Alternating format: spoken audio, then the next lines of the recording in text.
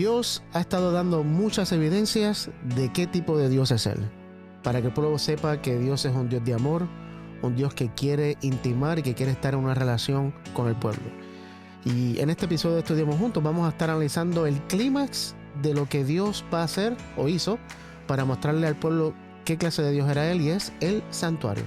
Eso es lo que vamos a estar analizando hoy en esta edición de Estudiemos Juntos.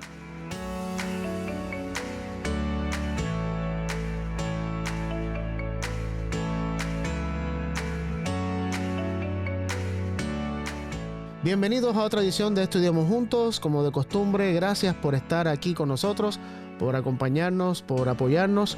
Te pedimos que le des clic al botón de suscribirse, que le des like a este programa y que compartas con todos tus contactos. Estoy hoy en la mesa con Joel y con Denar, que me acompañan en este estudio de Éxodo que estamos haciendo esta semana. Y hablando de programas que tenemos cuando Estudiemos Juntos, queremos también recordarles que lanzamos un canal nuevo de YouTube que se llama Diálogos y Conceptos, con una programación nueva que viene pronto, y te pedimos que veas este videito y que te suscribas a este canal para que puedas aprovechar la programación nueva que viene aquí. Así que observa este videito. Pronto nos encontraremos en una nueva propuesta que nace del corazón y desafiará la razón. Tenoá. Un espacio para descubrir que la iglesia no fue diseñada para ser una laguna estancada, sino un río que fluye, que da vida y esperanza a todo lo que toca. Este es un espacio para los que sienten que la fe debe ser más que costumbre, debe ser movimiento, debe ser vida. En Tenoá hablaremos de los principios que Jesús enseñó, los mismos que transforman comunidades y dan sentido a nuestra historia. Si estás buscando pertenecer a algo verdadero, este es tu lugar. Recuerda la frase que nos identifica: somos movimiento, somos Tenoá. Muy pronto nos encontraremos, pero hoy mismo puedes comenzar a ser parte del movimiento. Suscríbete ya a nuestro nuevo canal de Forest City, Diálogos y Conceptos, y sé de los primeros en vivir esta experiencia.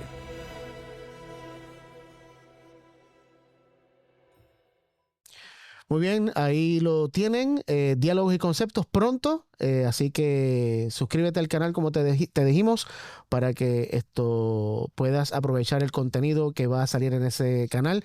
Queremos hacer un cambio, o sea, queremos expandir y crear otros canales porque tenemos tanto contenido ya en nuestro canal de YouTube que realmente a veces se hace difícil conseguir algún programa viejo, algún video, y al hacer esto entonces va a ser más fácil también para que ustedes puedan adquirir o acceder a estos programas. Así que Diálogos y Conceptos pronto, estén pendientes a esa programación.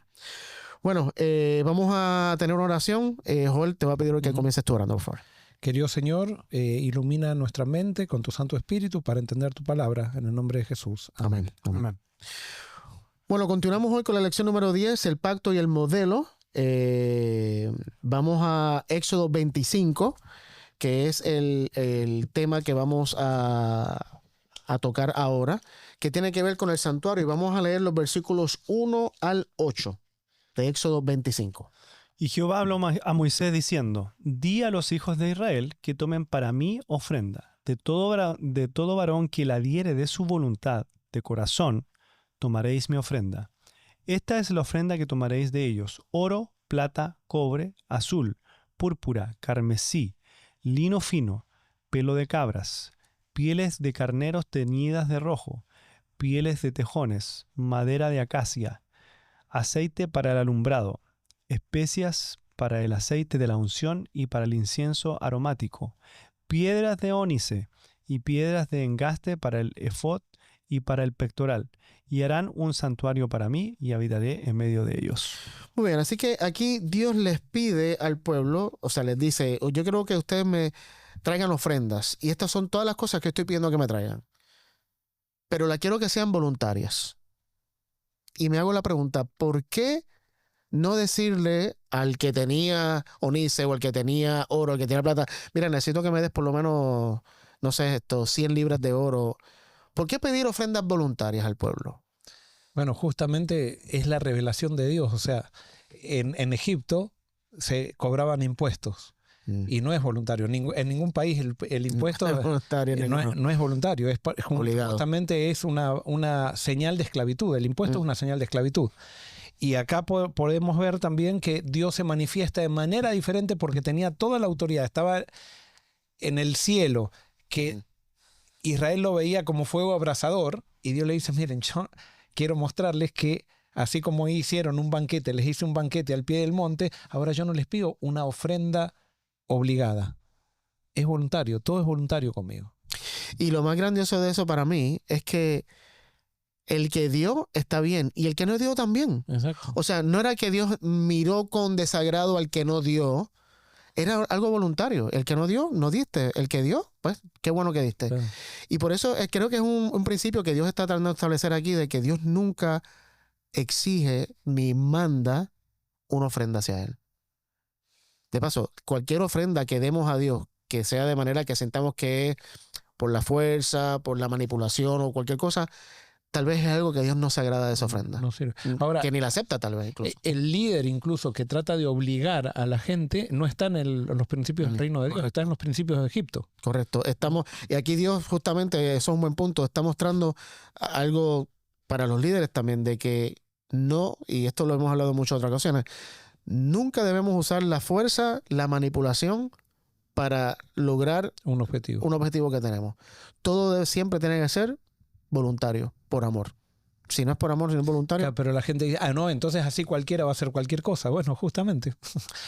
Ahí se muestra dónde está el corazón de cada persona. Correcto. Dios no puede vivir en otro, o sea, un principio fundamental del reino de Dios es la libertad. Si vos querés conocer cómo es alguien, dale libertad. Es la única manera que puedas conocer a una persona como es. Increíble, increíble. Es que al final la ofrenda que damos es el corazón. O sea, porque él dice que diré de su voluntad, de corazón. Correcto. Él realmente porque, o sea, no porque le tiene miedo, porque hay que cumplir, porque o quiero que me bendiga. Dios después va revelando y va mostrando, o sea, y lo que dice Jesús, o sea, Él bendice a malo, injusto, injusto, al que creen en Él, que no creen en Él. O sea, no va en eso, sino en recibir la bendición de realmente conocer a Dios como quien es. Y por eso yo voy a querer entregarlo.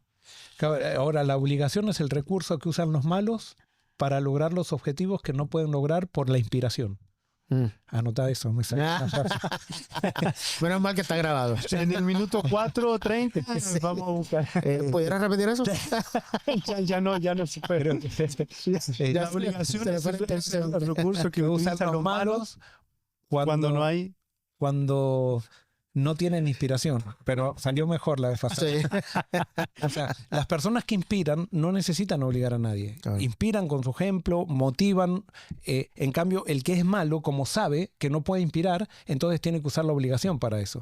Y por eso, cuando ustedes encuentran a alguien que está obligando a alguien, es alguien que no tiene el carácter para inspirar. O sea que nosotros entonces aquí en la iglesia no deberíamos, yo no diría manipular, porque tal vez eso suena un poco feo, pero no deberíamos presionar a los miembros a que ofrenden. No. Muy bien. Gracias. Muy bien. Para nada. No. Porque justo es el concepto. O Entonces, sea, tendríamos que inspirar de tal manera, tener una misión tan clara exactamente. que los miembros digan, yo quiero ser parte de esto. Exactamente. Voluntariamente. Porque somos parte de esto. Pero cuando yo tengo que usar la obligación, quiere decir que perdí la misión, perdí la inspiración, perdí el propósito. Y a un liderazgo, diría Claro, yo entonces también. empezamos a usar a Dios incluso como si fuera un tirano que está obligando y que si yo no le doy, no me va a bendecir. Pero entonces puede haber alguien que diga, no, pero si no ayudamos al hermanito, entonces nadie va a diezmar. Nadie va a ofrendar. Si no ayudamos al hermanito. O sea, si no no lo motivamos a ofrendar, si no en un sistema de esclavitud, si vos no motivás al esclavo, el no te esclavo trabaja. No te trabaja, Claro. no te da. Y por eso no estamos en el reino, no estamos con esclavos, estamos con gente llena del Espíritu. Exactamente. Y si no está llena del Espíritu, lo que hace no sirve para nada. Y esto no solamente se aplica a ofrendas, o sea, se aplica, digamos, a pedirle a alguien que, mira, quieres estar en este ministerio, quieres estar en esta posición, puedes ayudar Totalmente. acá. Cuando queremos obligar a una persona y a veces la manipulamos emocionalmente para que se sienta que es la peor, Que se exacto, siente culpable. se sienta culpable para decir, bueno, está bien, porque si no, no soy un buen cristiano. Eso no es el principio del reino de Dios. O sea, estamos operando bajo los principios del mundo en ese momento. Y Dios aquí está queriendo sentar un principio, como hemos venido diciendo, todo lo que Dios está haciendo es para que el pueblo lo conozca y sentando principios del reino de Dios. Y un principio fundamental del reino de Dios es que nadie es a la fuerza, todo es voluntario. Ahora, con lo que decíamos el programa pasado, o sea, por más que Dios daba estos hints, si podríamos decir como se dice en español, estas pistas daba, la gente no lo entendía. Así como yo también crecí por, no sé, 40, 45 años leyendo estos versículos y no me he dado cuenta que Dios estaba mostrando que era diferente. O sea, que Él no exigía obligación. Sin embargo, los israelitas lo tomaban todo como si fuera obligación, porque veían a Dios como fuego abrasador. No lo veían como que hacía el banquete al pie del monte, sino como fuego abrasador que los iba a consumir. Y por eso no podían participar del banquete de Dios. De nuevo, de ahí hay que estresar la importancia de conocer a Dios. Hasta que no conozcamos a Dios, lo vamos a ver como fuego consumidor. Y posiblemente haya gente que al escucharnos ahora se está enojando. O sea, porque quieren un Dios que obligue, porque están acostumbrados a la esclavitud. O sea, para ellos la percepción de un Dios que no mata al pecador es algo injusto. Exacto. Y es como, no es motivante. Y claro. No es motivante. Si Dios no mata, entonces yo voy a hacer lo que se me antoja. Y entonces no es lo que significa estar con Dios, sino que no estoy con Dios por el hecho de que lo amo a Dios. Estoy con Dios para que no me destruya, para que no pierda la vida eterna. O sea, es tremendo. Es la base del legalismo. Correcto. Muy bien, así que con el santuario Dios lo que está haciendo es que le está mostrando una vez más al pueblo de Israel que Él está anhelando y deseando estar con ellos, al punto que se va ahora en el mismo centro del campamento, va a estar esta estructura que se llama santuario, más adelante se va a transformar y se va a llamar un templo, pero este santuario va a ser el lugar donde Dios se va a manifestar literalmente, físicamente, que el pueblo va a ver la presencia de Dios en este lugar. ¿Para qué? Para que el pueblo vaya perdiéndole miedo a Dios y vaya conociendo a Dios, más de lo que Dios le ha dado a conocer ahora. Pero más allá de que Dios quería habitar entre medio de ellos, el santuario también tiene otra función muy interesante que la descubrimos mucho después, y es que todo lo que tenía que ver con el santuario, literalmente todo, apuntaba a Jesús. O sea, todo era un simbolismo, algo que apuntaba al Dios que Jesús iba a venir a mostrar. Literalmente todo. Ahí en el versículo 8 que dice, y habitaré en medio de ellos, Juan lo utiliza, después no sé si lo iba a mencionar. Pero menciónalo ahora. Juan capítulo 1 lo utiliza como diciendo, Jesús viene a habitar en medio de su pueblo. O sea, todo es un símbolo de Jesús, absolutamente todo. El versículo 14 creo que es cuando dice, y el verbo se hizo carne y habitó entre nosotros. La palabra habitó entre nosotros en el griego es tabernáculo. O sea, la misma palabra que usa aquí Éxodo 25, en el hebreo obviamente, pero es la misma palabra. O sea, Dios se hace carne para habitar entre nosotros. O sea, Dios se hace un tabernáculo entre nosotros. Es impresionante. Entonces, todo literalmente apuntaba a Jesús y era una conexión para que las personas pudieran tener esa intimidad con Dios. Ahora, vamos a leer algunos textos donde vemos características de esto. Ya leímos Juan 1.14, que era el primero que iba a leer para mencionar esto. Dena, búscate Juan 14, 16, 17 y 23. Joel, búscate Romanos 8, 9 al 11. Y voy a buscar 1 Corintios. Estos textos, que lo que estamos tratando de hacer acá es que queremos ver el propósito por el cual, o sea, Dios siempre ha querido habitar entre nosotros y con nosotros.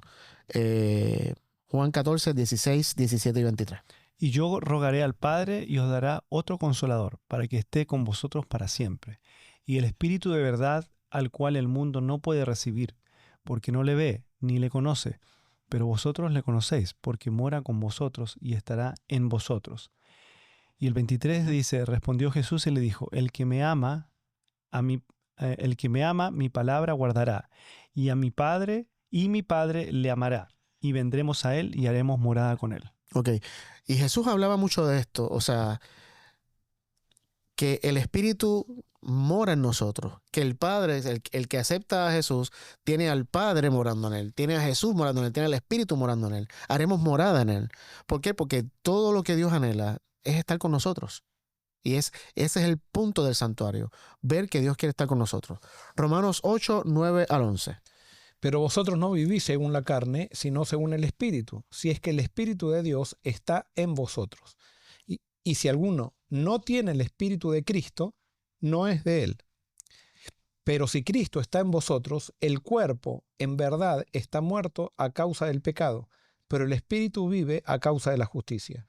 Y si el espíritu de aquel que levantó de los muertos a Jesús está en vosotros, el que levantó de los muertos a Cristo Jesús vivificará también vuestros cuerpos mortales por su espíritu que está en vosotros.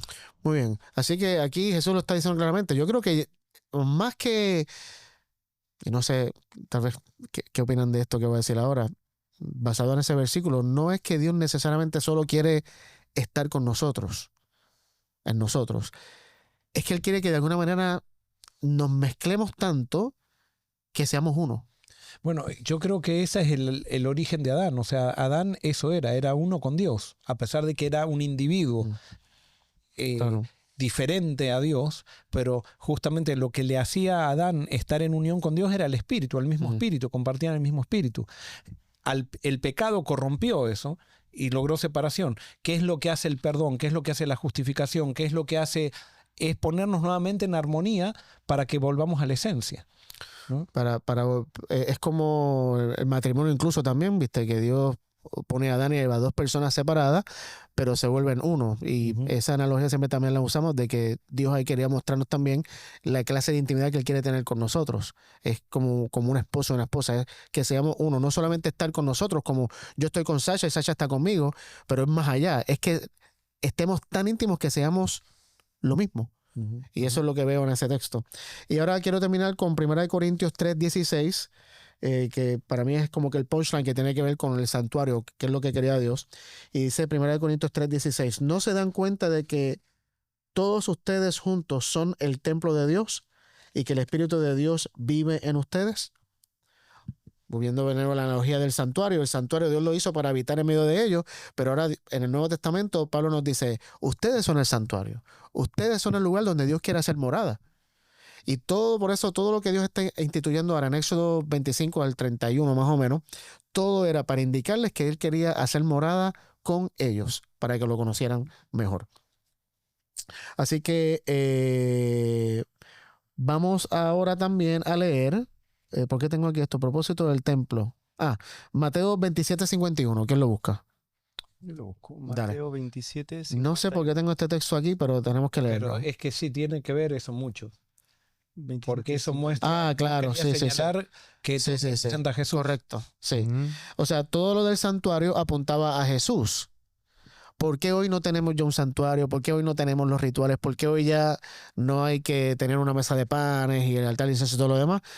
Bueno, porque justamente Jesús es el cumplimiento, es la finalidad de todo lo que el santuario apuntaba. ¿Qué ocurre en la crucifixión? Y gracias, Joel, por recordármelo. Mateo 27:51. Y aquí el velo del templo se rasgó en dos, de arriba a abajo, y la tierra tembló y las rocas se partieron. Okay. ¿Por qué el templo? Tal vez para los que no conocen un poco del santuario, el santuario era un edificio que tenía dos compartimientos y estaba dividido por una cortina, por un velo. En la primera parte era un lugar que se llamaba lugar santo, donde entraba el sacerdote y ahí había incienso que prendían y había un candelabro, había una mesa de panes, pero el lugar santísimo, que era el segundo compartimento, el segundo cuarto, era donde estaba el arca del pacto, donde estaba la Shekinah gloria, donde ahí era que se manifestaba físicamente la presencia de Dios, y ahí adentro estaban los 10 mandamientos. Vamos a leer tal vez más ahora un poquito. Y entonces en ese lugar no podía entrar nadie excepto el sumo sacerdote una vez al año, porque ese era, o sea, ahí estaba la presencia de Dios. Cuando Jesús muere, el velo se rompe, dando a indicar que ya no hay separación. O sea, ya en Jesús no hay nada que nos separe de Dios. Ahora podemos entrar directamente, como dice Pablo, con confianza al trono de la gracia, y vamos a hallar oportuno socorro y vamos a hallar justamente la gracia que dice que es el trono. Y por eso el velo se rasga, porque ya cuando Jesús muere, Él es el cumplimiento de todo lo que involucraba el santuario, no solamente ¿cómo se dice? Mobiliario. Mobiliario. El mobiliario, sino también los rituales que se hacían en el santuario. Todo apuntaba a Jesús. Ahora, es interesante porque no sé si vas a decir esto de Apocalipsis o no. No. Que en Apocalipsis no hay tampoco templo en la Tierra Nueva. Porque dice que con el Cordero y Padre nosotros hacemos tanto énfasis en que todavía el templo y eso, y con Cristo tenemos todo. Todo. Y eso es lo que le pasaba a los hebreos, o sea, la epístola a los hebreos, Pablo le quería mostrar que Cristo era el centro de todo, que ya no necesitábamos todo lo que se usó en el Antiguo Testamento. Sin embargo, nosotros todavía seguimos aferrados a las sombras que mostraban a Cristo y no hacemos caso a Cristo mismo, ¿no? Y a veces peor aún, no solamente seguimos tal vez enfatizando las sombras, pero ahora cogemos el templo, que fue lo que hicieron los judíos, y ahora endiosan al templo, o sea, la estructura, el edificio. Salomón hace un edificio que hoy costaría millones y millones de dólares. Luego creo que Herodes es el que reconstruyó y hizo todo. O sea, y hacemos del edificio, no de lo que se supone que ocurra en el edificio, no de lo que supone que representa, no. Del edificio hacemos nuestro Dios. Sí, y aparte el edificio, o sea, ese edificio que generalmente decimos los templos son como el santuario de Israel. Claro. Y no, el santuario de Israel es Cristo. Eso era el santuario de Israel. No tiene nada que ver con un templo para juntarse a escuchar un predicador. Y Pablo lo dice muchas veces, que el templo ahora somos nosotros. O sea, yo soy el templo donde Dios quiere habitar, no un edificio. Es yo, es mi persona. El símbolo del edificio tendría que ser, o sea, un árbol, porque Jesús cuando predicaba hacía debajo un árbol en una montaña. Sí. Ese es Una montaña. el templo donde nos congregamos, si podríamos decir. Pero el templo verdadero es Jesús. Claro. Y después nosotros. O sea, por eso yo siempre digo que, y tal vez para muchas personas esto sea muy ofensivo, pero cada iglesia, independientemente de la denominación que sea, es un edificio común y corriente. Ese lugar se hace relevante cuando llegamos los adoradores a ese lugar. claro, Porque conmigo es que llega Dios. le damos No es que Dios está esperándome, como a veces nos ha enseñado. No, vayan al templo porque Dios te está esperando. No, Dios está contigo. Y cuando llegamos todos al templo, Dios se hace presente cuando estamos ahí. nosotros como que le damos al edificio como un toque mágico al Sí, estilo pagano. sí.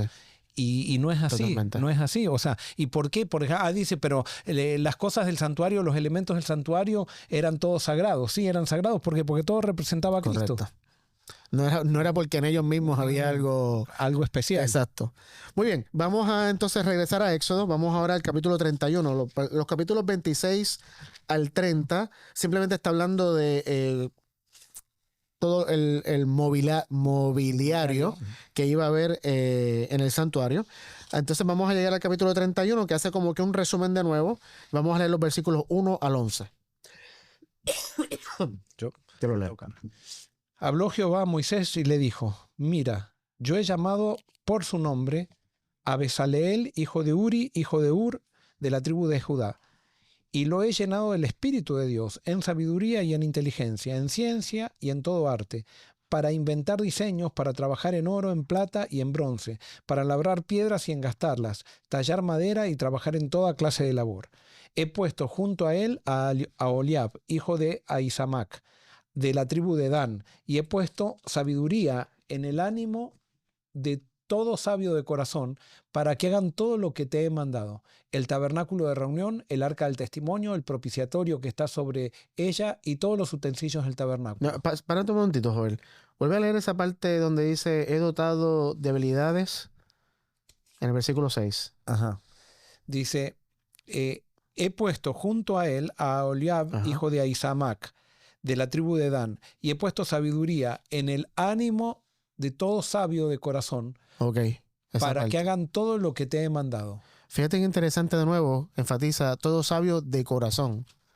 Volviendo a lo que estamos hablando ahorita, que Dios solamente acepta ofrendas de Voluntario. voluntarias. Aquí también era todo el que de corazón quería aprender Ser para parte. servir. Dios entonces lo dotó de sabiduría. Interesante. Para que hagan todo lo que te he mandado: el tabernáculo de reunión, el arca del testimonio, el propiciatorio que está sobre ella y todos los utensilios del tabernáculo, la mesa y sus utensilios, el candelero de oro puro con todos sus utensilios y el altar del incienso, el altar del holocausto, todos sus utensilios, la fuente y su base, los vestidos del servicio, las vestiduras santas para Aarón, el sacerdote, las vestiduras de sus hijos para que ejerzan el sacerdocio, el aceite de la unción y el incienso aromático para el santuario. Ellos harán conforme a todo lo que te he mandado. Y justamente esta lista es lo que, y obviamente en este programa no tenemos tiempo para analizarlo, pero cada una de las cosas que se menciona aquí representa a Jesús, de alguna manera. Literalmente todo lo que está aquí. Y eso era, creo que parte del plan que Dios tenía con el santuario, también ir mostrándoles que todo esto estaba describiendo quién era quién era Dios para el pueblo. Ahora quiero hacer Sí. una aclaración de algo Sí. que vos dijiste recién, que a los que de ánimo de todo sabio de corazón, Ujú. eso que vos dijiste, Sí, que sí, era sí. algo voluntario. Es interesante porque ahora cómo hemos cambiado las cosas. ¿A quiénes se contrata generalmente para trabajar en una iglesia? A las personas que tienen dinero, que Sí, tienen... o son las que sacaron mejores notas en el seminario. Ujú. Y entonces, de acuerdo a cómo funcionan, no se pone a un sabio de corazón que quiera trabajar en la obra, porque de acuerdo a lo que vemos en el santuario, no era el currículum dónde trabajaste con joyas en el pasado, sino el currículum es, ¿estás queriendo trabajar de corazón en esto? Y si estaban queriendo trabajar de corazón, Dios los capacitaba Tremendo. para la obra que tenían. Sin embargo, ahora cuando contratamos a alguien, el énfasis lo hacemos en el resumen que tienen, Ujú.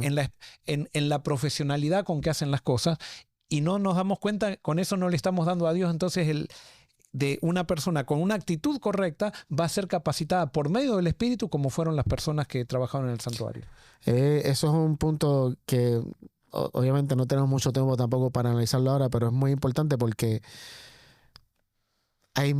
me consta de muchas personas que tienen el deseo de servir Y que sirven. y que están sirviendo, viste, no pagados ni nada, viste, como laicos tal vez, pero como no tienen ese pedigrí, como no tienen La calificación profesional, correcto, como ahora se cataloga a una persona. entonces ni siquiera le damos la oportunidad, viste, y justamente algo que en mi experiencia personal me pasó, porque yo hasta el sol de hoy me siento totalmente, o sea, no incapaz, o sea, sí, incapaz. No siento que este llamado que Dios me hizo, que fue sobrenatural, que ¿por qué Dios me llamó a mí? Pues no tengo ninguna cualidad así sobrenatural como tal vez otras personas tengan. Pero alguien siempre me decía, cuando estaba en ese proceso, siempre me recordaba, Ángelo, Dios no llama al que está equipado, Dios equipa al que llama. Y eso me dio ánimo porque yo decía, bueno, entonces si Dios me está llamando, Él se hará cargo de darme el don que Él quiera, de hacer lo que Él quiera. No es que Dios está esperando que yo tenga una preparación para Él llamarme, que es lo que muchas personas piensan. Y aquí justamente lo vemos claramente. Y cuando vemos la Biblia, ¿a quiénes son los que Dios llama como profetas? O sea, son literalmente a los que no son considerados los más bajos, los menos, los que nadie llamaría, son los que Dios llamó, los que Jesús escogió para discípulos, son los que nadie hubiera escogido para una escuela de rabinos. Con esto no estoy diciendo que todos los que ahora trabajan, porque Claro. reconozco que hay líderes también que cuando hablan con un joven o algo por el estilo, lo primero que quieren ver es si sienten el llamado de Claro. Dios, ¿no? Y por eso, pero hay otros que quizás solamente se fijan en las notas o algo por el estilo. A veces nosotros lo hacemos también, y ese no es el criterio del reino. El criterio del reino es una disposición a. Y eso no quiere decir entonces que después, porque Dios me llamó, no me voy a seguir preparando, Claro, voy a entrar en la mediocridad. Pero sí hay un énfasis que en el reino de Dios es diferente al énfasis que tenemos en el mundo secular, ¿no? Y, perdóname. No, es que eso mismo, que los parámetros, siempre nosotros queremos medir en los parámetros establecidos por el mundo, y lo vemos en la Biblia, o sea, en cada ejemplo, David,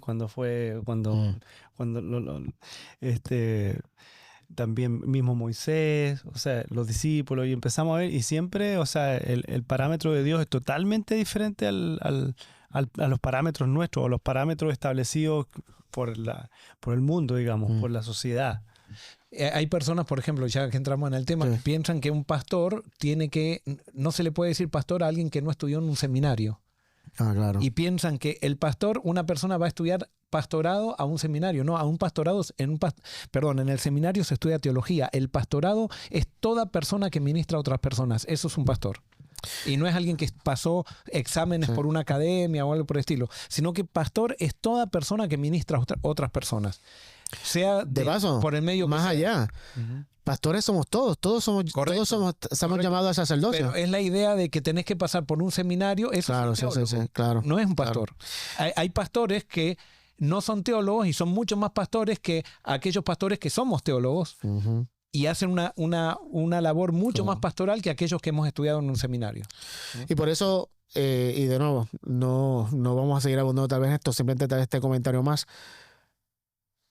Cuando escogemos, por ejemplo, cuando la Biblia se dice que se vaya a escoger los ancianos de una iglesia, Pablo da una lista de características que debe tener ese anciano. Y esto me pongo yo primero mi cabeza en el picador porque no lo he hecho. Nunca he estado en una junta de nombramiento donde se diga, ok, vamos con un anciano, vamos a ver el carácter de la persona. Casi siempre el anciano, el primer anciano específicamente de una iglesia es la persona más influyente, el que tal vez tenga más dinero, el que tal vez lleva 30 años que donó la iglesia, el Sí, terreno. A veces un pastor jubilado que no está nunca en la Claro. iglesia y se lo pone Primer como anciano pero no se siguen las instrucciones que el mismo Dios dio a través de Pablo para que escojamos. Y entonces preferimos nombrar personas con los métodos del mundo que con los métodos de Dios. Y cuando hacemos eso, lo que hacemos es que dañamos todo el proceso. Entonces tenemos líderes en la iglesia que están ahí no porque necesariamente quieran de corazón servir, sino porque pues esa posición me va a dar influencia, esa posición aquello. Y obviamente no estoy diciendo que todos son así, pero sí hay personas que lamentablemente quieren esa posición no porque quieren servir, sino por el poder o el estatus, la influencia que esa posición le da. Y bueno, vamos a terminar entonces el estudio de hoy con Éxodo 31, 12 al 18. Habló además Jehová a Moisés diciendo: Tú hablarás a los hijos de Israel diciendo: En verdad vosotros guardaréis mis días de reposo, porque es señal entre mí y vosotros por vuestras generaciones, para que sepáis que yo soy Jehová, que os santifico. Así que guardaréis el día de reposo, porque santo es a vosotros. El que lo profane de cierto morirá. Porque cualquiera que hiciere obra alguna en él, aquella persona será cortada en medio de su pueblo. 6 días se trabajará, mas el séptimo es día de reposo consagrado a Jehová. Cualquiera que trabaje en el día de reposo ciertamente morirá. Guardarán pues el día de reposo los hijos de Israel, celebrándolo por sus generaciones por pacto perpetuo. Señal es para mí, señal es para siempre entre mí y los hijos de Israel, porque en 6 días hizo Jehová los cielos y la tierra, y en el séptimo día cesó y reposó. Y dio a Moisés, cuando acabó de hablar con él en el monte de Sinaí, 2 tablas del testimonio, tablas de piedra escritas con el dedo de Dios. Para mí esto es algo impresionante también. Dios está diciendo aquí que el sábado es una señal del pacto. ¿Qué hemos estado diciendo que es el pacto? El pacto no es, o sea, la manera que el pueblo recibió el pacto era reglas, mandatos, órdenes. Vamos a hacer todo lo que Dios dice. Pero de parte de Dios no son reglas, mandatos y órdenes. De parte de Dios el pacto es una manera de intimar con el pueblo de Israel. Es una manera de relacionarse con el pueblo de Israel. El pacto es un pacto de relación, de conexión con Dios. ¿Por qué el sábado entonces es una señal del pacto? Para mí. Porque para yo poder mantener una relación vibrante con alguien, yo necesito tiempo con esa persona. Y no necesariamente tiempo en cantidad, sino tiempo de calidad. Si yo quiero ser un buen esposo, yo tengo que darle tiempo a mi esposa.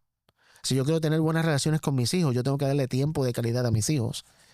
Y el sábado Dios lo crea para que sea un momento, un tiempo, un espacio de intimidad especial con Él. No es que no la vamos a tener en otros días, porque obviamente la tenemos, pero es un espacio donde cero distracciones, no hay trabajo, no hay ruidos. El sábado, cuando es así, es una delicia. Cuando el sábado, en mi criterio, cuando el sábado se usa para cualquier otra cosa que no sea para pasar tiempo de intimar con Dios, para mí estoy profanando el sábado. Y lamentablemente, nosotros que guardamos el sábado, hemos tergiversado el propósito del sábado. Y por eso, tengo una pregunta para finalizar. ¿Cómo hacemos del sábado algo íntimo en nuestras relaciones? Porque no es solamente con Dios, también es con las relaciones con mi prójimo, que es lo mismo que está en Éxodo 20. ¿Hacemos del sábado un deleite? ¿O el sábado es ya una tradición? Para algunos tal vez una carga. Para nosotros los pastores tal vez, algunos pastores también lo consideran un trabajo. ¿Qué es el sábado para nosotros? Porque si no es ese momento de intimidad, si no es una señal del pacto, esa señal de conexión, entonces estamos profanando el sábado. Y a veces pensamos que profanar el sábado es irme a trabajar en mi trabajo y no venir a la iglesia.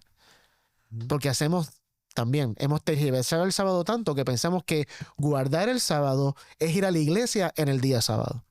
Y eso no es guardar el sábado. Guardar el sábado no es ir a la iglesia en sábado. Porque cualquiera puede ir a la iglesia el sábado y no guarda el sábado. ¿Sí vas a decir algo? No, dale. Sí. No, entonces, ¿cómo guardamos el sábado? ¿Cómo podemos hacer que el sábado sea, como Dios lo pretendió, una señal de un pacto, de esa relación y conexión íntima que Dios quiere tener con nosotros. Me parece que no hay otra. Y tal vez siendo literal, es sacar tiempo en esas 24 horas para estar con Dios. Ahora, Sí. voy a ser de abogado del diablo Sí. acá, ¿no? Porque pareciera acá que no es una opción voluntaria Claro, sí. el sábado, Sí. ¿no? Mi versión dice, es obligación, dice Claro. la versión. Entonces pareciera que como que hay una contradicción, ¿no? Ahora, lo interesante, es más, dice que el que no guarde el sábado morirá. Sí. Ahora, yo creo, acá encuentro cómo Dios se diferencia de los dioses paganos o de Egipto. En Egipto, si vos no trabajabas, te mataban. Mm. Y acá Dios dice, tenés que hacer un alto. O sea, un grupo de esclavos les dice, miren, yo les doy y lo voy a poner como una obligación. O sea, es como que a mí me obliguen a tener vacaciones. Y que alguien puede decir, bueno, vos Sí. quizás sos un vago, Joel, pero a mí me encantaría que me obliguen a tener vacaciones. O sea, que me obliguen a tener libertad. Porque el sábado era el día de la libertad, era la señal. O sea, Dios estaba diciendo, yo quiero que sean libres. Y por eso les voy a dar el día que van a ser libres, lo voy a poner como una obligación, ser libres. No sé si me Sí, explico. no. Y me hiciste pensar algo también. ¿Ustedes pueden recordar en algún momento en la Biblia que se mató a alguien por Sí, violar el sábado? Sí, acá ¿Quién? en Éxodo dice acá. Uno que fue a cortar leña y lo mataron. ¿En serio? Sí. Bueno, Y le preguntaron a Dios y Dios dijo, muera irremisiblemente. adiantre. Porque yo estaba pensando, no recordaba, no sé si hay otro caso aparte de ese, pero no recordaba ninguno.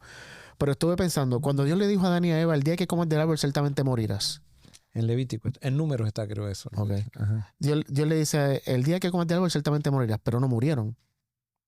Entonces me pregunto, ¿será que esta muerte tiene tal vez dos posibles interpretaciones que no necesariamente fueran matar literalmente? Bueno, justamente, ojo, yo creo que tiene el literal, pero es que para el pueblo que era materialista había que empezar por lo material claro. para que entiendan lo Fue espiritual. lo que dijimos, hablarle donde ellos están, Exacto. como ellos entienden. Y ellos no entendían, decía, el que no guarda el sábado va a morir justamente. Vos estás diciendo, el sábado era para relacionarse con Dios.